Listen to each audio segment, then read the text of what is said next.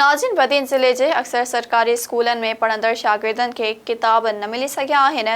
तालीम खाते बदीन के ज़रियनि पारां ॿुधायो पियो वञे त हिन भेरे सिंध टेक्स्ट बुक बोर्ड जाम शोरो पारां घुर्बल किताबनि जी भेट में 70% किताब घटि ॾिना विया आहिनि। इन्हीअ बाबति ॾिसूं था बदीन मां इमरान अब्बास जी हिन तफ़सीली रिपोर्ट में। सिंध में सरकारी स्कूलन जूं मोकलूं त ख़त्म थी वयूं ऐं स्कूल बि शुरू थी विया आहिनि, पर सिंध टेक्स्ट बुक बोर्ड जाम शोरो पारां बदीन जे सरकारी स्कूलन खे ॾिनल किताबनि जे अंग में 70% घटिताई सबबि अक्सर स्कूलन में तदरीसी अमल शुरू थी न सघियो आहे।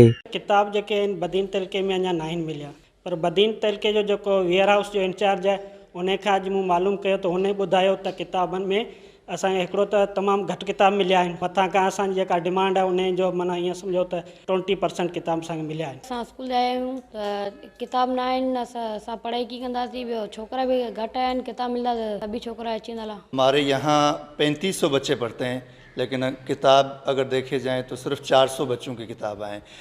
हम अगर तकसीम करें तो किस बुनियाद पर तकसीम करें? सारे यहाँ पर गरीबों के बच्चे हैं। हम चाहते हैं कि सबको, जब वफाक या सिंध हुकूमत ने पैसे रखे हुए हैं तो ये सिंध टेक्स्ट बुक बोर्ड वाले कौन होते हैं, क्यों करते हैं ऐसे? बदीन ज़िले जे सरकारी स्कूल में पढ़ंदड़ शागिर्दनि जी अक्सरियत गरीब ख़ानदाननि सां तालुक़ रखे थी ऐं सिंध टेक्स्ट बुक बोर्ड पारां हर साल ॾिनल किताबनि में घटिताई जे बावजूद तालीम खाते ऐं हुकूमत सिंध जी ख़ामोशी समझ खां ॿाहिरि आहे। बदीन जे अक्सर स्कूलनि में किताब न विराइण जो सबबु बदीन जे तइलीम खाते जा अमलदार किताबनि जी खोट खे ॿुधाए रहिया आहिनि, पर जेकॾहिं जल्द शागिर्दनि खे किताब फराहम न कया विया त संदन मुस्तक़बिल ज़रूर दाव ते लॻी वेंदो। Imran Abbas, SS news, Badin.